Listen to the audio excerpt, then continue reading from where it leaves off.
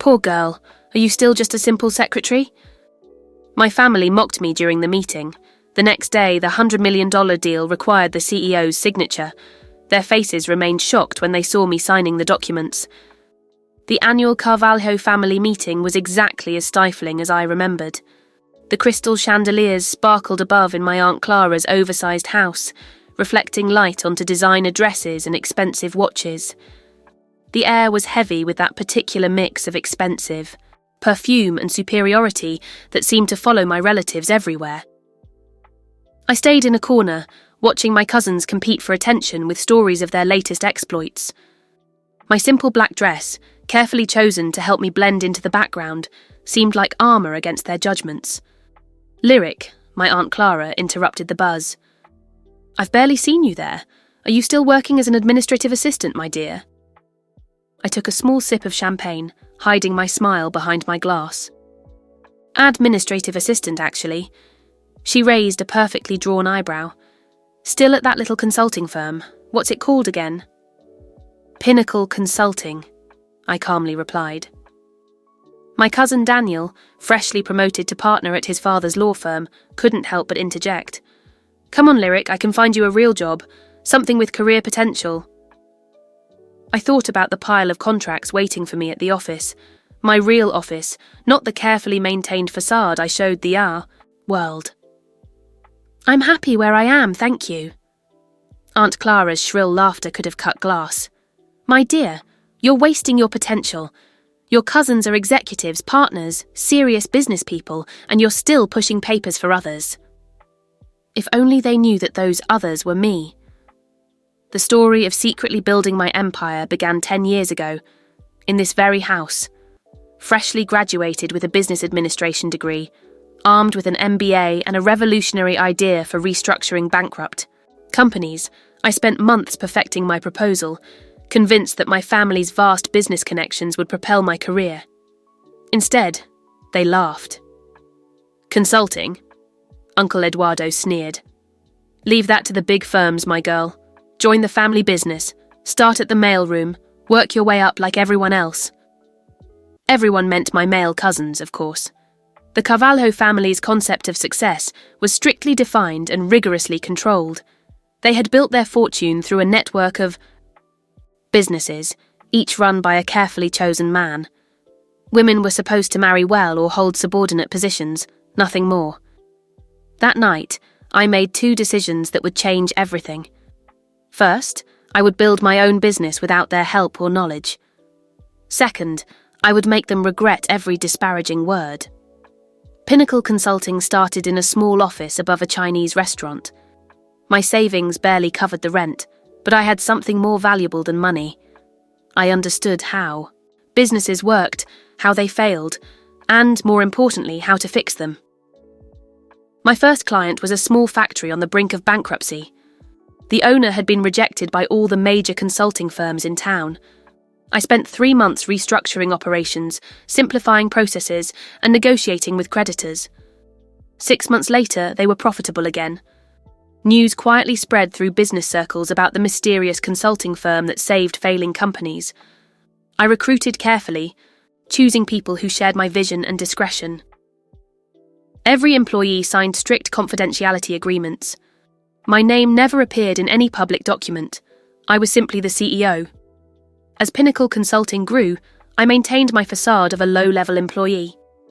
I kept the small office above the Chinese restaurant, even after we moved to a modern downtown headquarters. When family members asked about my job, I described mundane administrative tasks, watching their eyes glaze over with boredom. The disappointment wasn't just about pride, it was a strategy.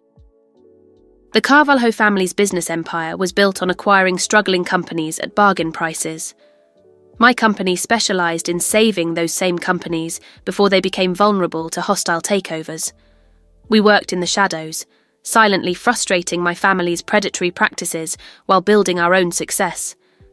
10 years later, Pinnacle Consulting was one of the most influential firms in the industry.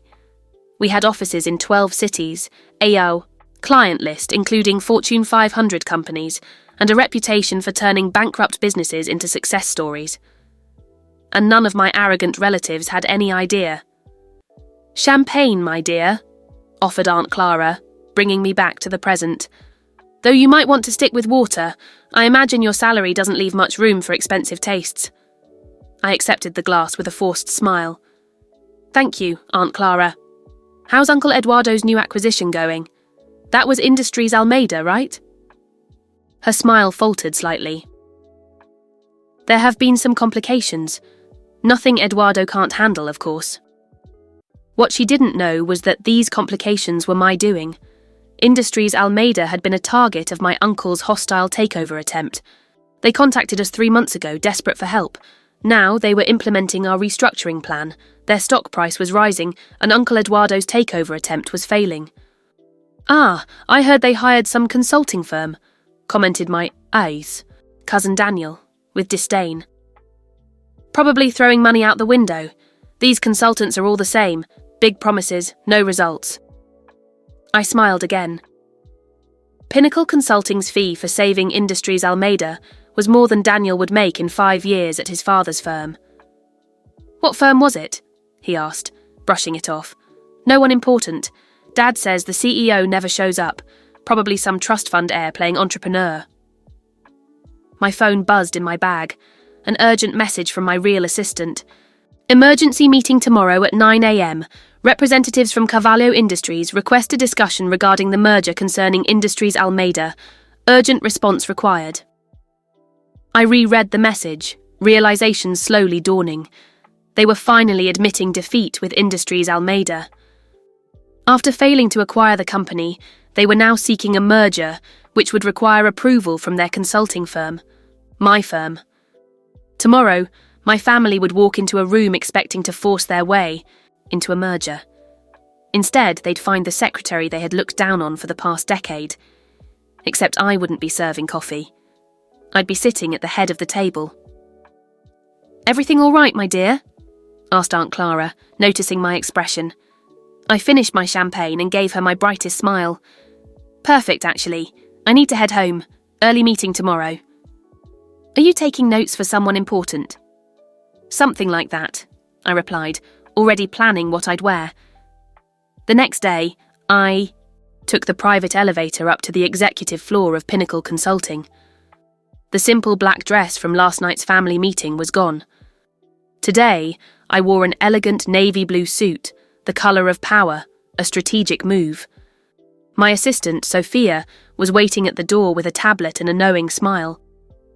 The Carvalho Industries team arrived early, she informed me as we walked. Your uncle seems particularly anxious to meet the CEO of Pinnacle. I'm sure he is. I checked my appearance in the reflection of a glass wall. Perfect. They're in the main conference room? Yes, with Mr. Menezes from Industries Almeida. Sophia's eyes sparkled with anticipation. Your cousin Daniel is there too. He insisted on personally handling the legal aspects. I smiled, remembering Daniel's condescending job offer from last night. Anyone else from the family? Your Aunt Clara came for moral support, though unofficially part of the meeting, and your cousin Henrique represents the financial department of Carvalho Industries, a perfect audience. I checked my watch, 8:57 a.m. Were the coffees served? Your aunt complained there was no one to serve them. Sophia grinned widely. I said the administrative assistant would be there soon. I almost laughed. For 10 years I played the role of the invisible employee. Every time family members visited the office, they never closely looked at the quiet woman who brought their coffee or hung their coats. It was the perfect cover. Give me 2 minutes, I requested. Then bring in the contracts. I could hear voices through the heavy doors of the conference room. My uncle's authoritative tone, Aunt Clara's shrill laugh, Daniel's insightful comments. I took a deep breath and opened the doors. The conversation stopped abruptly. My uncle was seated at one end of the long table, apparently in a position of power. Daniel and Henrique flanked him, both in expensive suits screaming family money. Aunt Clara was nearby, examining her nails with studied disinterest. Mr. Menezes from Industries Almeida was alone on the other side, looking uncomfortable. Finally, Aunt Clara sighed. We've been waiting for coffee since... She stopped, really looking at me for the first time. Lyric, what are you wearing and why aren't you bringing coffee? I calmly walked to the head of the table, the chair directly opposite Uncle Eduardo. I don't serve coffee anymore, Aunt Clara. In fact, I never really did. What do you mean? Demanded Uncle Eduardo. Where's the CEO of Pinnacle? We were promised a meeting with the real decision-maker. It's me, I replied, sitting down and enjoying the confusion on their faces. I'm the CEO of Pinnacle Consulting, since I founded the company 10 years ago. The silence that followed was deafening. Daniel's mouth opened and closed like a fish out of water. Henrique dropped his pen. Aunt Clara's impeccable composure cracked. Uncle Eduardo was the first to recover, his face red. This is absurd. You're a secretary? No, I calmly said. It was a facade, a very effective one, apparently, since none of you ever looked beyond it. You were so convinced I couldn't succeed that you never realised I already was. Sophia chose that moment to enter with a stack of contracts. She efficiently distributed them, then took her place behind my chair. These documents, I continued, outline the terms under which Pinnacle Consulting will consider approving the merger between Carvalho Industries and Industries. Almeida. Consider approving? Stammered Daniel. You can't be serious. This is a joke, right? Some elaborate prank? I pulled out my phone and projected Pinnacle's latest financial statements onto the wall screen. Pinnacle Consulting currently manages over $12 billion in client assets.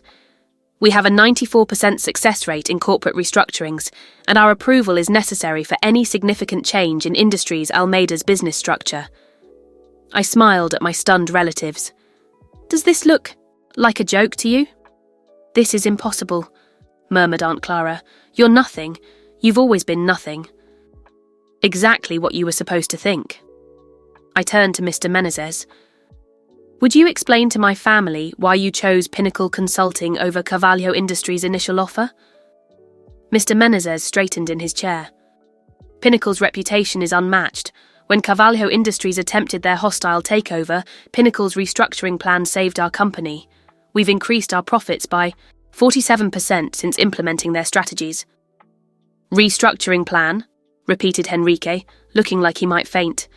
The plan that ruined our takeover attempt. That was me. I started listing cases on my fingers. Electronics Mendez, which you tried to acquire last year.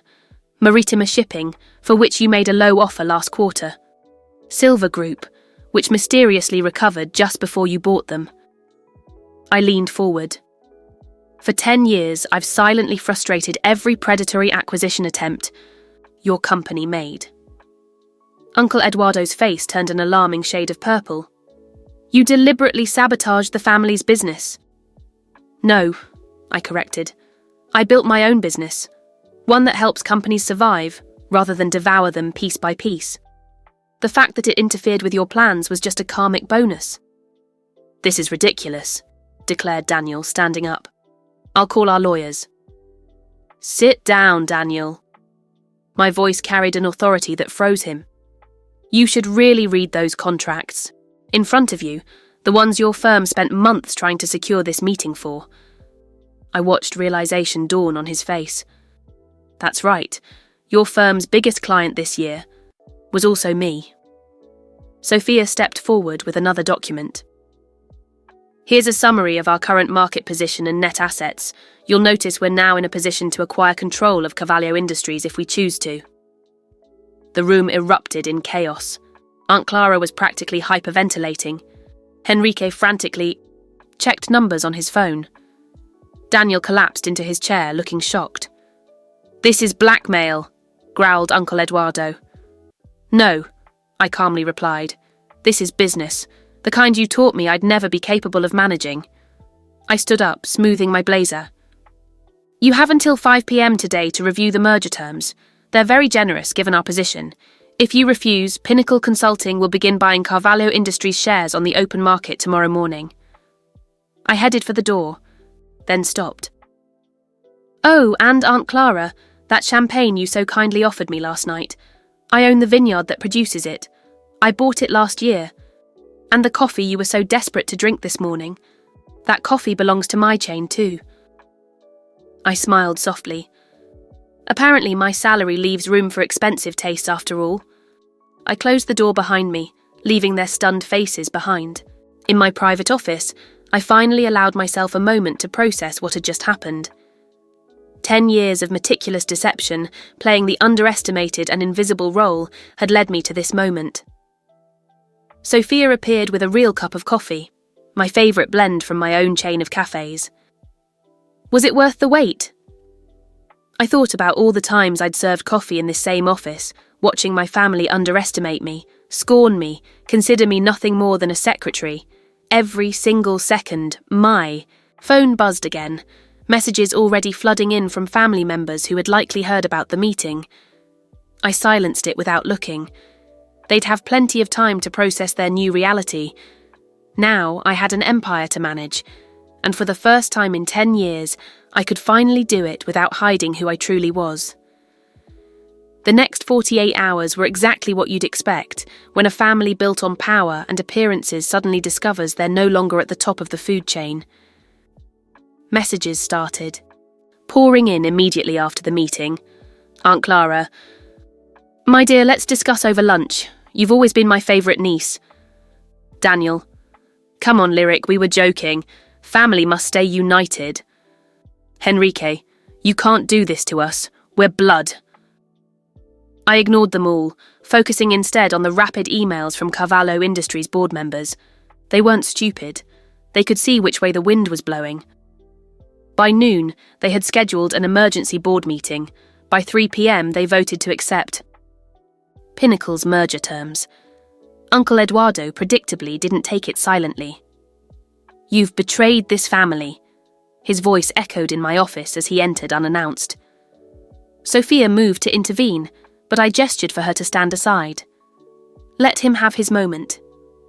"In fact," I said without looking up from my computer, "I'd say I learned from this family. Isn't this exactly what you taught us? Take power, eliminate competition, never show weakness." "We gave you everything," he exclaimed. That made me laugh. "You gave me nothing, less than nothing. You taught me I'd never be good enough, that my only value was supporting the men of the family. So I built something better.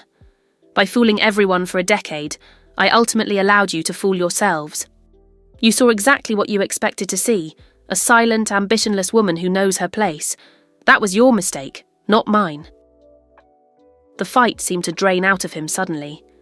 He collapsed into one of the visitor chairs, looking older than I'd ever seen him. "Why reveal yourself now?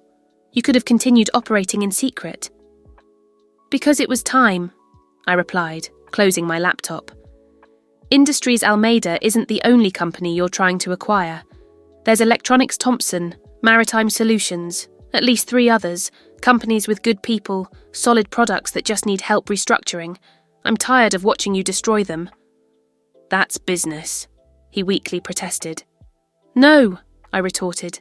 "That's greed, and it stops now." I handed him a folder. "These are the final merger terms. Pinnacle Consulting will acquire a majority stake in Carvalho Industries.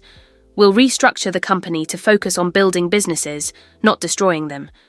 You can stay on as a consultant if you accept the new direction. Otherwise, your severance package is detailed on page 3. He opened the folder with trembling hands. "You've thought of everything." I smiled without warmth. "I learned from the best, though not in the way you intended." After he left, Sophia brought a stack of newspapers. Pinnacle's revelation was already making headlines. Secret CEO revealed how one woman built a billion-dollar empire in secret. Carvalho family shocked by hidden success story they never saw coming. My phone buzzed again, this time with a message that mattered. My mother, who had divorced Uncle Eduardo's brother years earlier and distanced herself from the Carvalho family's toxicity, sent a single line. "I always knew you'd show them." The eye. Following weeks were a whirlwind of changes. The Carvalho Industries board enthusiastically embraced Pinnacle's new direction. The company's stock price rose 40% with the merger announcement. Companies that once feared the Carvalho name now sought partnerships. The press couldn't get enough of the story. Aunt Clara tried to reframe the narrative as an inspiring family success story. "We always knew Lyric had potential," she told a reporter. "This just proves that the entrepreneurial spirit of the Carvalhos runs in our veins." I responded by posting archived footage from last year's family meeting, where she spent 20 minutes explaining to everyone why I'd never amount to anything. The video went viral. She stopped giving interviews after that. Daniel tried to downplay the damage in his own way, claiming he'd known everything all along. Unfortunately for him, many people had seen his shocked face in that conference room. Other clients of his firm began questioning his judgment. Within a month, he was discreetly invited to take a leave. Henrique adapted faster, approaching me with a business proposal just 2 weeks after the revelation. "We can dominate the market together," he suggested during an awkward lunch. "The Carvalho Pinnacle Alliance would be unbeatable." "That's not Pinnacle Consulting's philosophy," I replied.